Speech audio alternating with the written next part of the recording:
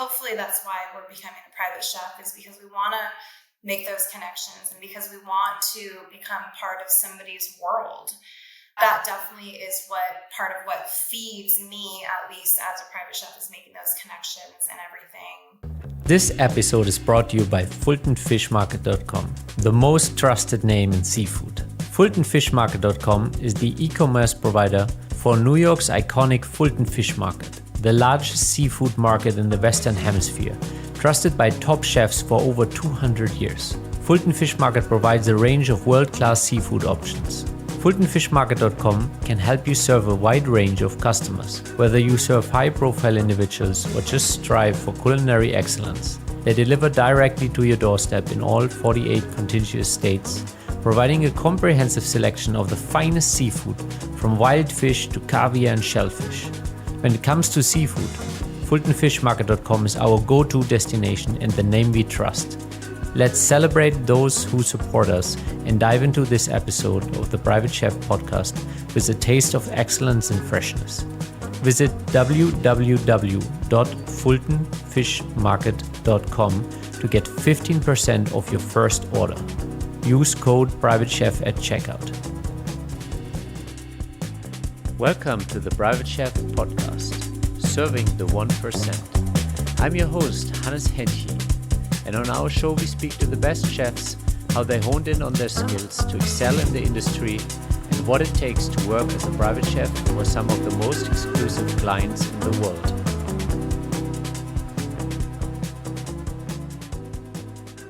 Welcome back to the Private Chef podcast. Today we have Veronica Eicken. More than a private chef, she's a culinary visionary, food consultant, and the genius behind Sonoma County. With over 2 decades in Northern California's enchanting wine country, Veronica's journey embodies gastronomy. Her expertise ranges from professional kitchens to private estates, graced by high-profile patrons. Veronica was a 2-time champion on the Food Network and regular guest speaker on food product development at the Culinary Institute of America. Welcome to the Private Chef podcast, Veronica.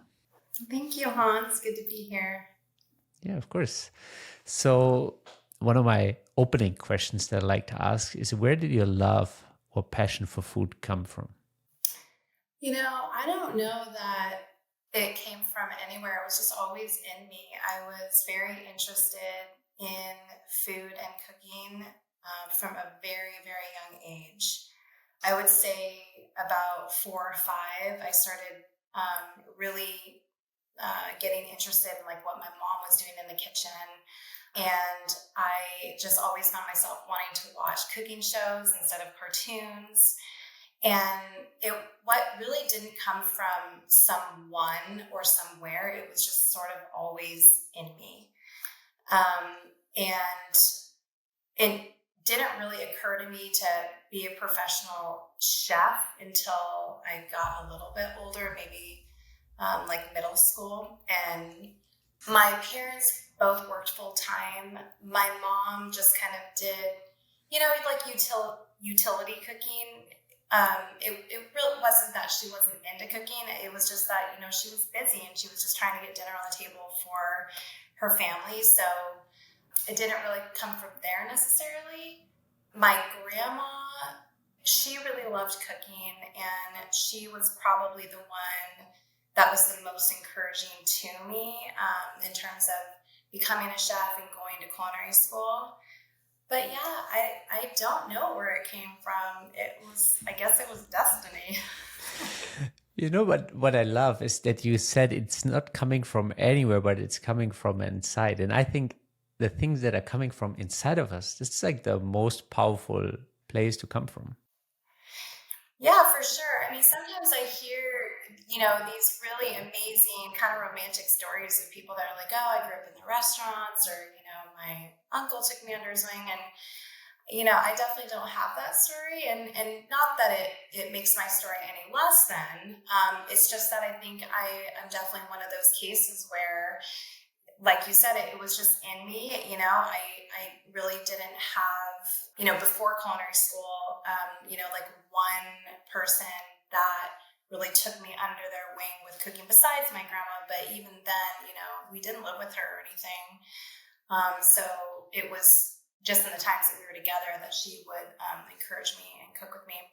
But yeah, and I think that that's okay, because I think that people need to know that it doesn't have to be some, idealized story of why they got into whatever they're into.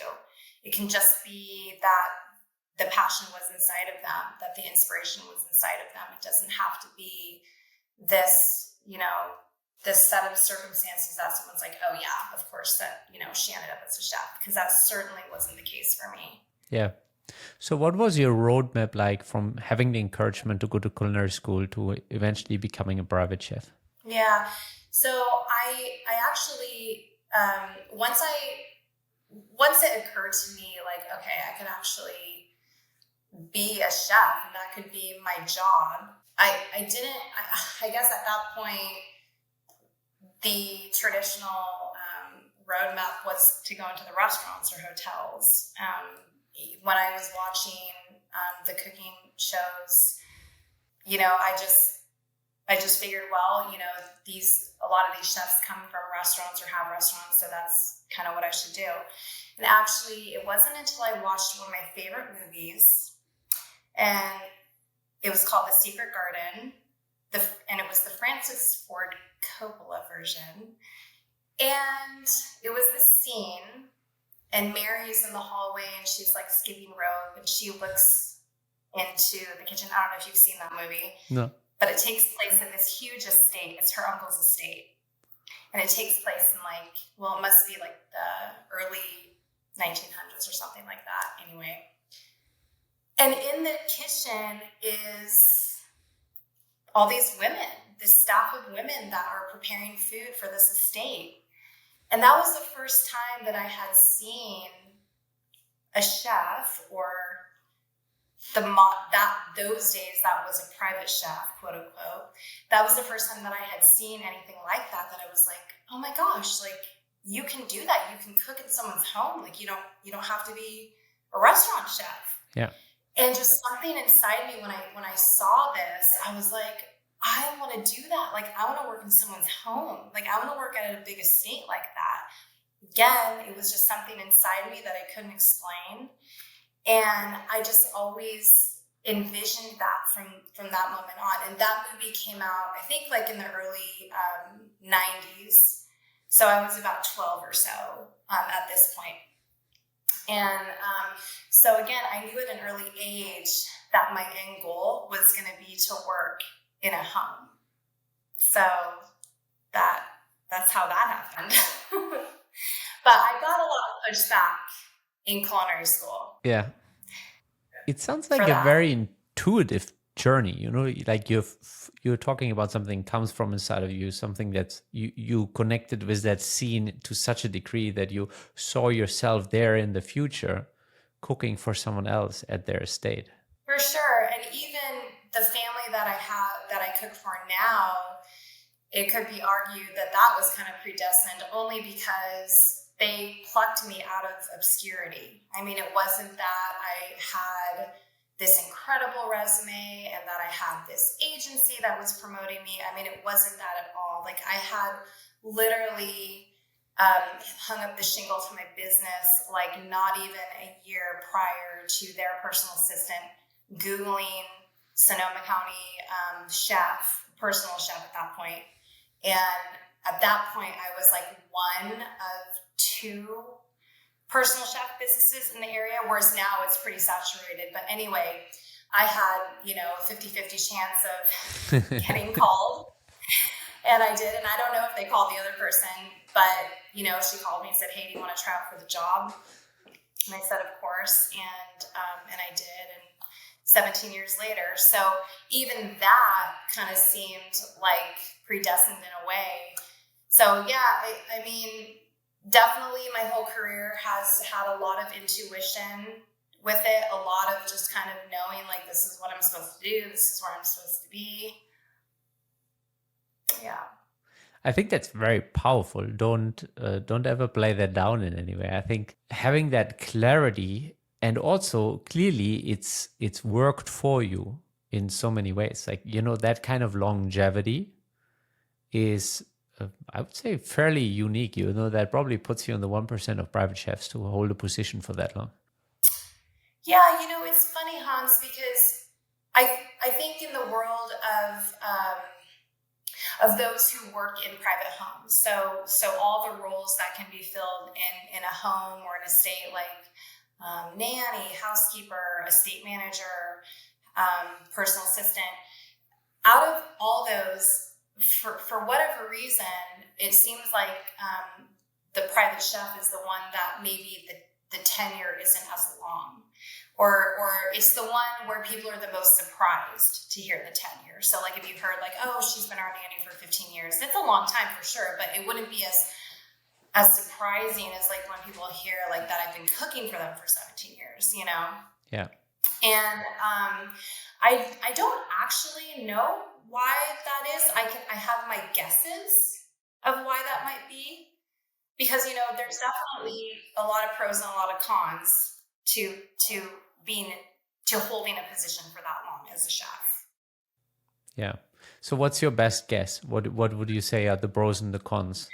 Well, I think with any of those roles, be it a chef, personal assistant, personal trainer, whatever, I think with any of those roles, when you're talking about tenure, just the lives of the two entities changing is going to be something that's going to determine if there's going to be longevity or not. So if somebody gets sick, somebody moves, somebody's financial situation changes. So that right there.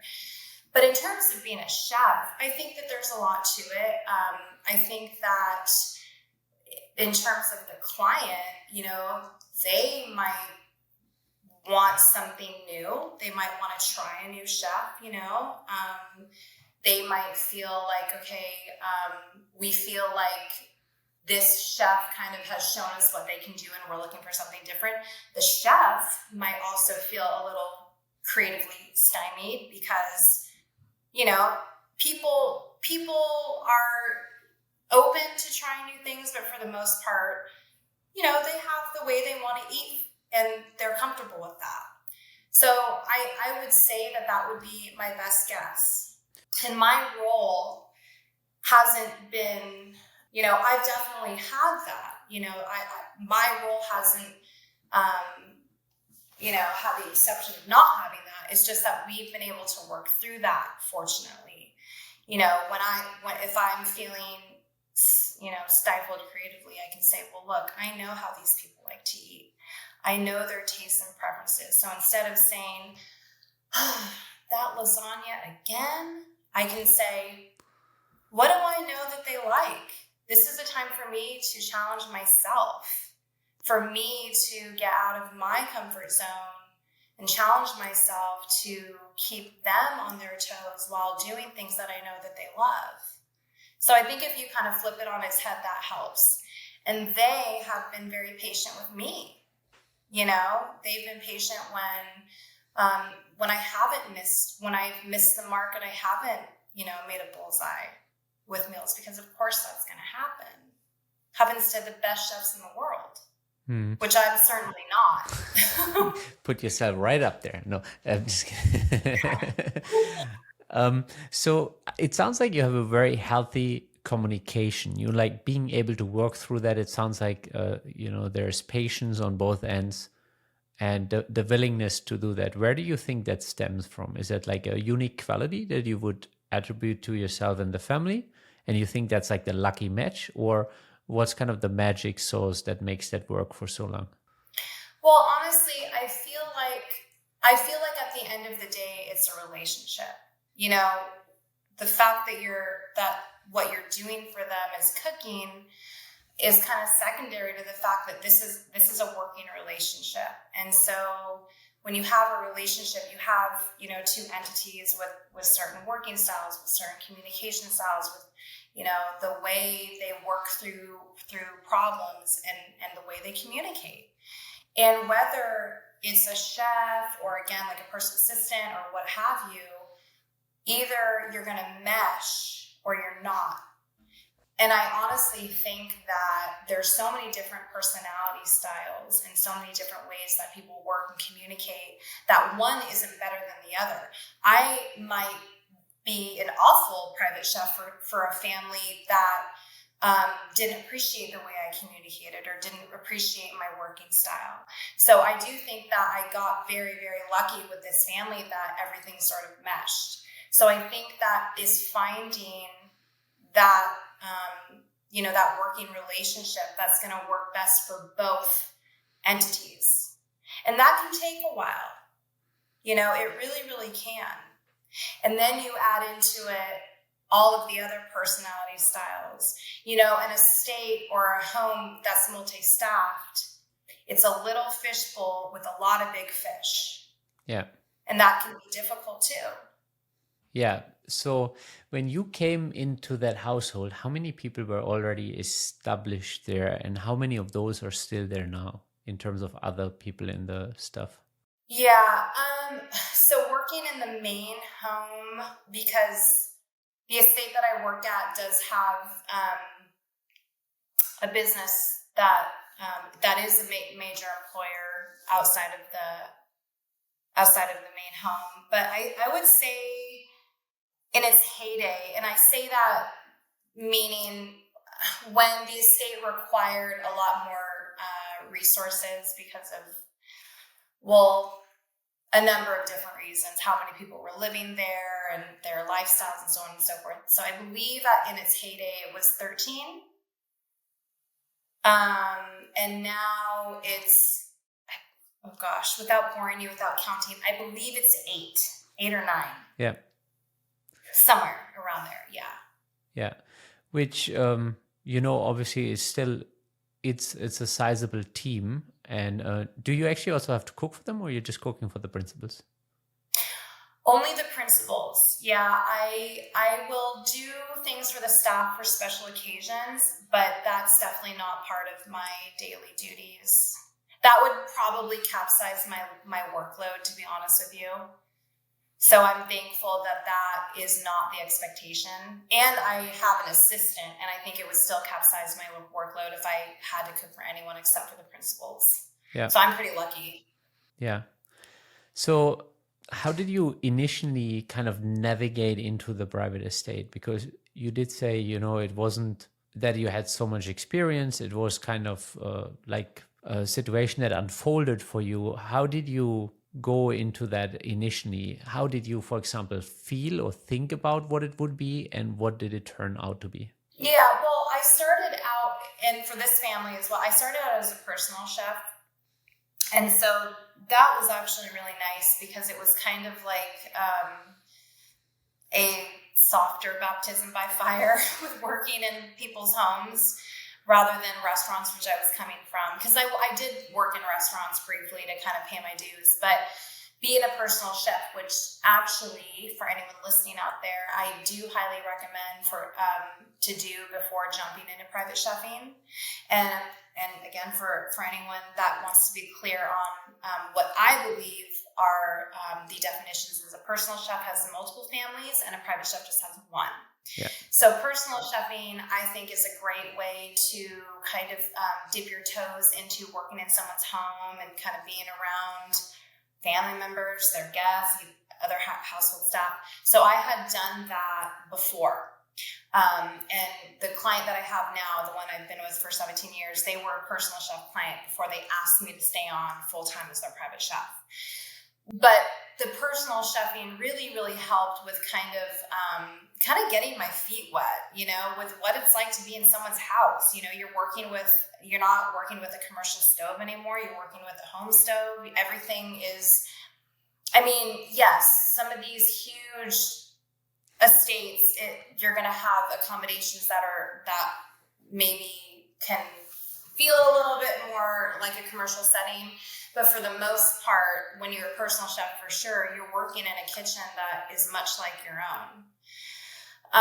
So to answer your question, I think that being a personal chef for a couple of years really, really helped me to say, okay, like this is really, really different. The only thing that this has in common with being in a restaurant is that I have my hands in food all day.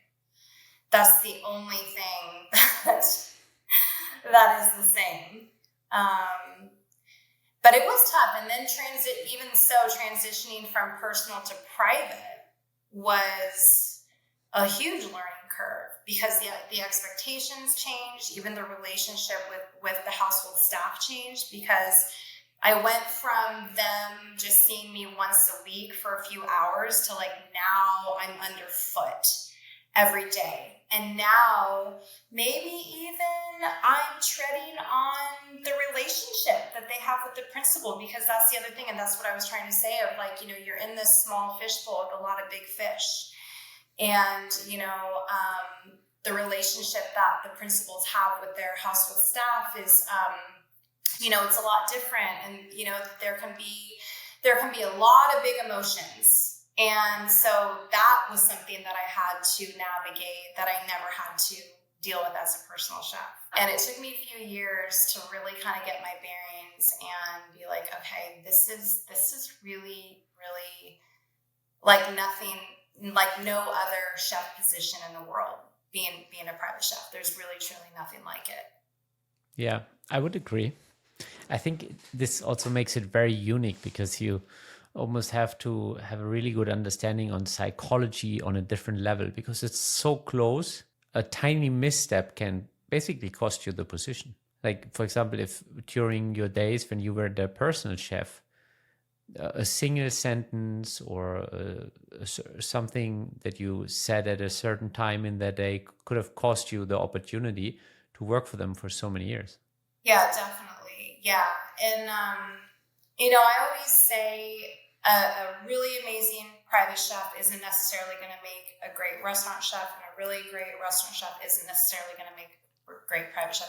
I actually think I would last 20 minutes on the line in a restaurant now. I'd be a horrible, horrible candidate.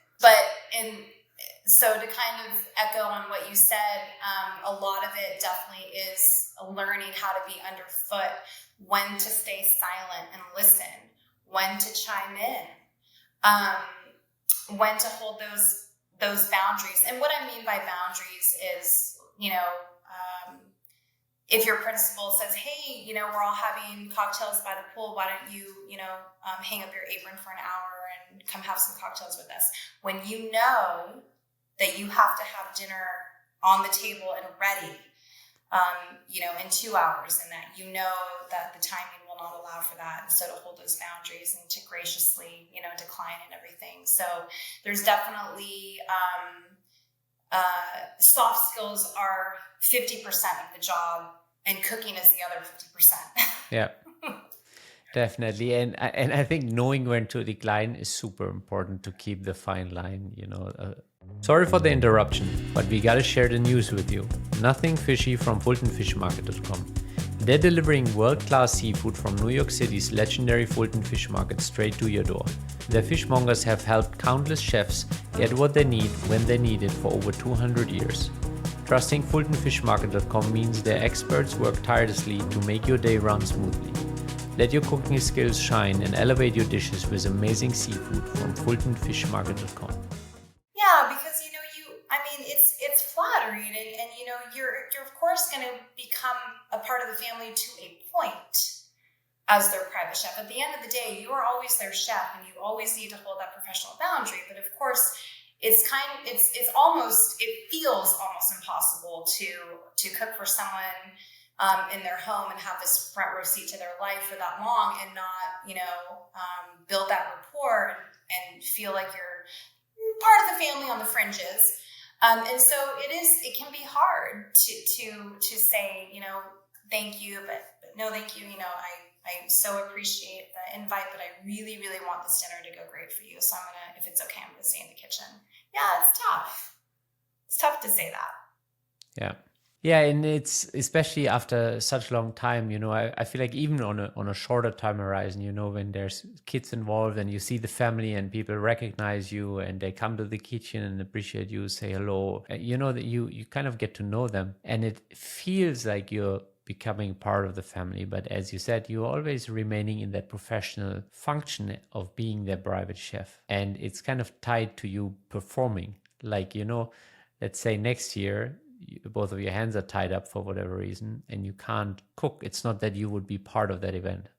Absolutely. Yeah. And what you said was so true about, that you get to be a fixture in the home. And so like when the guests come, they recognize you and they want to hug. How have you been? How are the girls? And all that kind of stuff. Definitely. And I do love that. But I whenever I'm sort of mapping out my day, if I have like a dinner party that night and I know that there's guests coming that, that I've known for years, I have a rapport with, I always kind of schedule in like a greetings bubble, I call it. Yeah.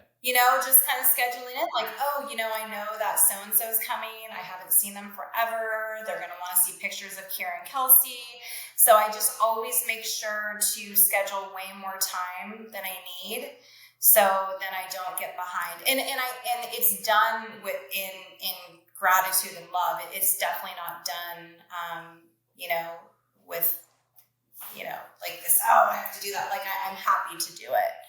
But it's the reality of the job for sure. Yeah. Yeah, I like that, a greeting bubble, to manage your time in such a way that you can actually, make them also feel appreciated in that particular moment. I think it also adds to their experience. It's like, in a way, like when you come to maybe one of your favorite restaurants and the owner happens to be there in a way, and gives you a warm welcome. It like adds to the whole experience for a guest too. It's so true. And and that's why we become a private chef. Hopefully that's why we're becoming a private chef, is because we want to make those connections and because we want to become part of somebody's world. And so that definitely is part of what feeds me, at least as a private chef, is making those connections and everything. And, you do get to know the extended family and the guests almost as well as your principals.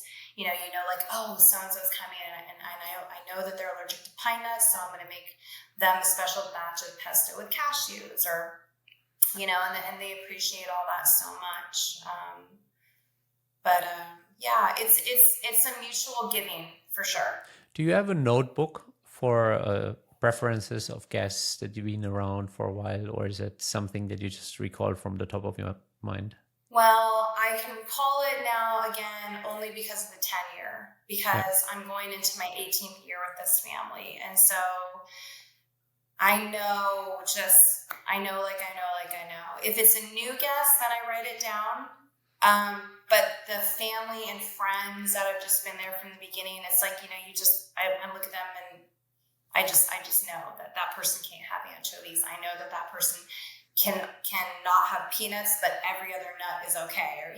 So it's kind of funny that I can remember that kind of stuff, but then there's like I can't even remember half my passwords. So it's how my brain's wired, I guess.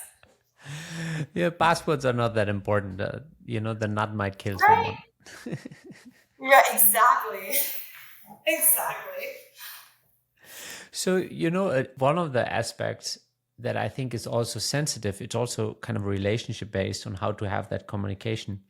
See, in 18 years, the value of a dollar has changed quite a lot. So I wonder how you managed to have that occasional conversation, or maybe you were smart enough to put that in the original contract to maybe just keep lockstep with inflation. I have like a yearly check-in with them.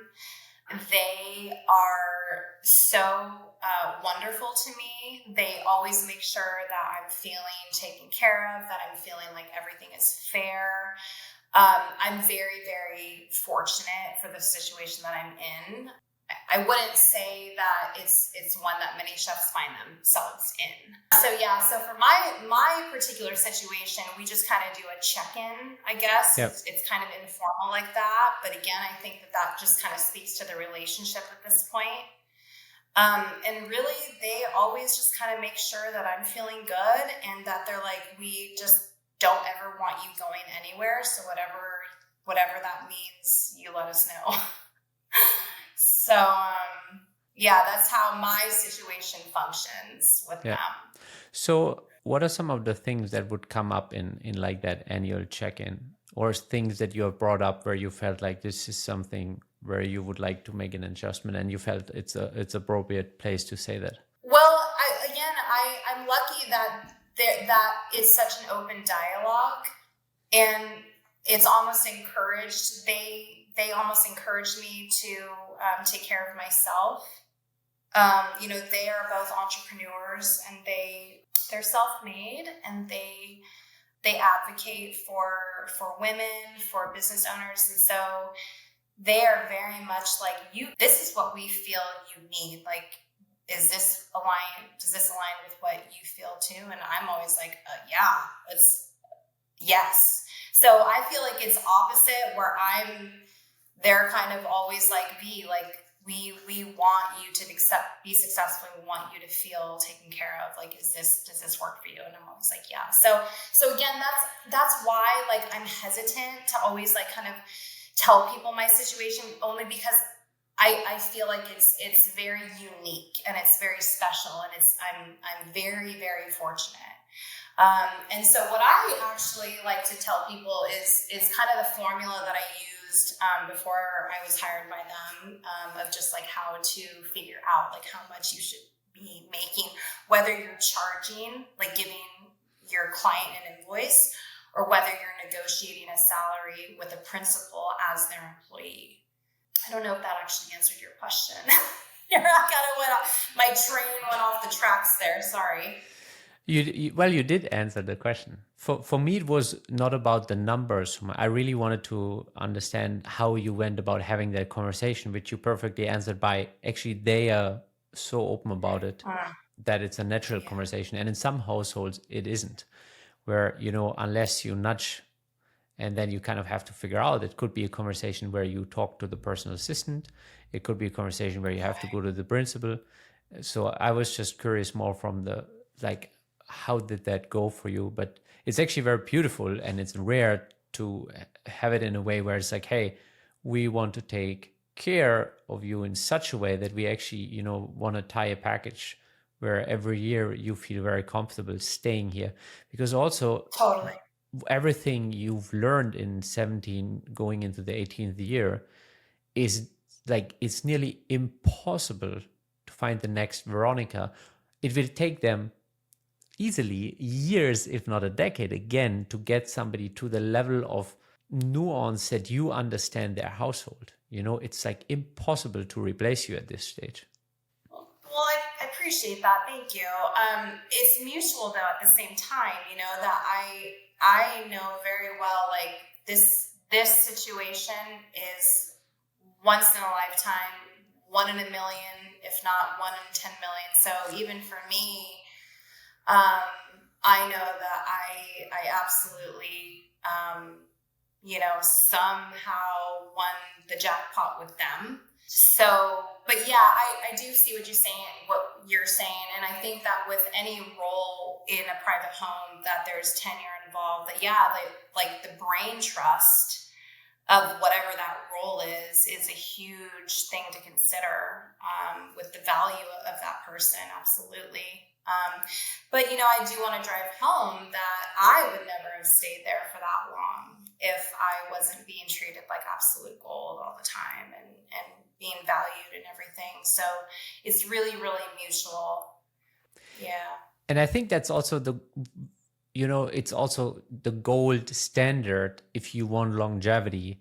And I think the chefs and other staff members that I've seen last the longest, they usually work for families that care a lot. And that doesn't even necessarily mean a very strong financial package. In fact, I feel like if a family is willing to treat you well, respect you, appreciate you, people are willing to take sometimes less money than working for somebody who treats them like a douche, where you just want to price in the pain and actually charge them more because you have to put up with them. Absolutely. And I want to paint that picture that it's absolutely the way I'm treated, which is more important. And I'll give you an example. So I just got home from cooking for them on their boat, and I left early. So I left before they got off the boat. So I should still technically be there. But I had something that was really, really important to me. I had a place that was very, very important for me to be at. And I approached them, and this is a vacation that we go on every single year. I'm usually there the whole time with them, 2.5 weeks. And I approached them and I said, this place that I really, really, this event that I really, really want to be at is so important to me to be at. Unfortunately, it falls like right smack dab in the middle of this vacation. And, they've always said to me, if you don't ask for a cookie, you don't get a cookie. So they've always taught me that there's never harm in asking. You can always ask. You might be turned down and you might not, but no one should ever upset at you for asking. So they taught me that. So I just said, I just thought that I would ask, and I completely understand if it's going to be an inconvenience and I need to decline this other event. And they said, absolutely, you're going to go. Let so-and-so know to get you a flight out and we'll get you home in time. And by the way, next year, we're going to schedule the vacation around your daughter's school so they can come for some of it so you don't have to be away from them so long. So two instances where they completely valued what I valued. That what I held dear, they then held dear. Yeah. And as a private chef, that's important for you to do, but it needs to be mutual for it to work. Yeah. Hopefully it's mutual. I think what you just painted there is also kind of touching up on what we started the conversation with. It's like, why do so many jobs not reach the 10, 15 year mark for chefs? I think it's because out of many staff members, chefs are required to maybe go a little bit more on the extra mile. And when the chef's life changes, for example, like having family, getting married, having children, and if the family is not willing to accommodate a little bit on that end, then chefs will have to shift and find a family that naturally fits what they're looking for. And I think this is where more changes come in. Like if you work for an entrepreneurial couple that's very busy and travels a lot, and you're like maybe a single, then you can travel with them 6 months, 7 months out of the year, and it doesn't matter. You're on all the time and it doesn't really bother. But the minute, for example, you're in a committed relationship, that might change because, your significant other might feel very strongly about you not being there 7 months out of the year. So that's where the dynamic shifts. And I think chefs have to adjust by finding new positions, because I also understand why families wouldn't try to accommodate around that too much for, anybody. Exactly. Yeah. And those families or those principles, because it's not always a family, those principles are absolutely out there. And like I had said earlier, I think the lifestyle of the principal, whatever it is, isn't necessarily good or bad. It really just depends on if it's a good match for that chef. Because I'm actually friends with a private chef, and she has to travel all the time, and she loves it. She doesn't have anything at home that would make it difficult for her to be on the road all the time. And she loves it. That would be a nightmare situation for me. I have a husband and kids, and I'm really plugged into my community here. So, and that's a different concept than the way you're actually treated. I understand that. But even still, some people, would do better with a principal that doesn't really want to communicate a whole lot, that you're going through their personal assistant half the time. For some chefs, that's a great situation. It just really depends on your personality and what your lifestyle is. But I think that as long as the mutual respect is there, and that there is an understanding of each entity's lifestyle and respecting that lifestyle, that's really, really what matters. And that's what's going to support the longevity and the tenure of that position. Yeah. And I think this also kind of reminds me of that I encourage chefs private chefs who are looking for a certain thing, there is not necessarily the need to compromise. Just you might have to go on the search for longer and find that principal or family that lives a lifestyle that matches the lifestyle you're looking for. But I think, it's out there, and people just have to put in a little bit more on the legwork maybe, and speak to more agents, speak to more personal assistants, speak to more other chefs, and see him like, hey, who lives the life that kind of matches the lifestyle I'm looking for? And in the early stage of my career, I didn't mind traveling at all. Like, you could put me on a plane every other week, I didn't care, and you would bring me to different places. And in that sense, being a chef really allowed me to travel the world. But now I'm at a stage where I would like to know a little bit more, where I am. And because I don't want to just get thrown on a plane when my principal feels like it. Yeah, exactly. So it just goes back to that whole concept of being really clear about what you want. It's like it's anything. The clearer you are and the more specific about knowing what you want, yes, it will probably take longer to find it. But then once you find it, you're like, okay, this is it. This is exactly what I've been looking for. I was really, really clear about what I wanted. And now I've found it, rather than, just kind of casting this really, really wide net and hoping that, you'll probably find something really, really quickly, but the chances of it being exactly what you want, the chances are pretty slim. So that's another piece of advice that I would give anyone looking to be a private chef out there, is to get really, really clear about what you want. Be specific. This is what I want. I would like my schedule to look like this. I would like the communication style to be like this. I would like to be doing these type of events and cooking this type of food. Be bold in what you want for your life, and you will find it. It might take a little bit, but it's out there. Yeah. I created a course on how to become a private chef when you're already a skilled restaurant chef. And the first segment is all about gaining clarity exactly on what you just said, because it's so important. Unless you know that, you cannot possibly go into the job market and speak to agencies. You have to have that foundational clarity for yourself first. I'm like, hey, what's the cuisine that I'm capable of delivering, as well as what do you want to cook? Because you don't need to walk into interviews where they're asking for Chinese if you're not interested in cooking Chinese or not capable of cooking Chinese. So that's all one smaller part of clarity. So I love the way you put it. Yeah, absolutely. And also just to be confident in it, that whatever your desires are they're okay. They don't have to, you don't have to fit into somebody else's box. It's about you saying, this is what's going to work for me in the long run. And you will be matched with a principal that, can fill that role for you as a chef. Yeah. And I think that also takes a healthy portion of self-confidence or self-awareness rather. And I think self-awareness leads to confidence, because where you have that understanding that you can stand kind of in your truth, gain your own clarity, and then also what you said in the very, very early part of the conversation is then you can actually follow your intuition, something that feels so right for you, and you go there.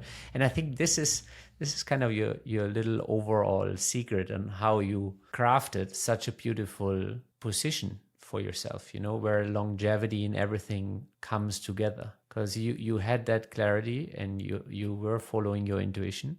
But I think you also embody a woman that has that self-awareness to speak up for herself when needed. Well, thank you. Yeah, and I appreciate that. Thank you so much. And I definitely want to drive home that I've been met with a lot of opposition to my path. When I went to quit my job as executive chef of a bed and breakfast to open up my personal chef business, it was not received well by friends and family. When I told my chef instructors in culinary school that I was only going to work in restaurants for a short time and I wanted to be a private chef, that was not received well. So, the path is long, and you will have bumps, and you're going to have opposition. That absolutely does not mean that you're not going the right way. As long as you know, that's my mountain, I'm going right there. That's the one I'm going for. As long as you know that, you just have to have your goal. And you just can't expect that everything along the way is going to be placid and clear. That's not what you have to worry about. You just have to keep your eye on the mountain that you know that you're going for. And that has been the guiding light in my life, is just, that's my mountain. That's what I'm going for. So I don't know what to tell you. Well, I love it. You climbed your mountain. Well, Veronica, this has been very insightful, and I love the different angles that you brought into. Where can people possibly reach out to you, connect with you? Yeah, so my handle on pretty much everything is Chef V, as in Veronica, 707, Sonoma County area code. So Instagram, TikTok, Chef V707, my website, chefveronicaeicken.com, also my LinkedIn. So, yeah. Cool. And we will also make sure to add all of those social handles to the show notes. And yeah, thank you so much for making the time. I think this has been a very inspiring conversation.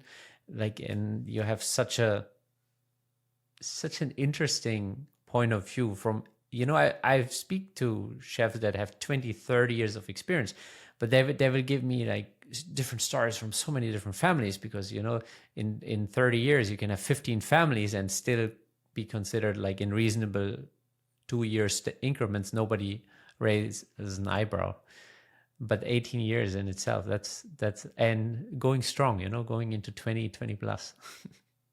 Well, thank you. This has been so fun. Thank you so much, Hans. Thanks for having me. We'd like to thank our sponsor, FultonFishMarket.com, the best seafood in the nation, trusted by the best chefs in the world. Aside from offering premium seafood, they also make life easier for you by delivering all these outstanding products right to your doorstep. Visit the official website, www.fultonfishmarket.com, and explore their incredible selection of seafood, and let your clients experience quality that has captivated palates for generations. Use code PRIVATECHEF at checkout to get 15% of your first order. When it comes to seafood, FultonFishMarket.com is the name we trust. Thank you for joining us at the Private Chef podcast. If you know any highly skilled chefs that want to take their life to the next level, make sure to share this podcast with them. And if you enjoyed this episode, click subscribe and check out our upcoming episodes. Thank you for listening.